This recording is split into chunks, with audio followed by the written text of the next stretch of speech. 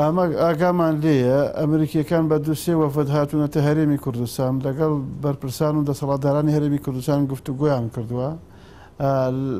کە ئەگەر ئەم تەوقیتەکە ئەوان ملاحەزیان لەسەر تەوقیتەکە هەیە لە پرۆسێرە لەسەر هیچی تر نیان نییە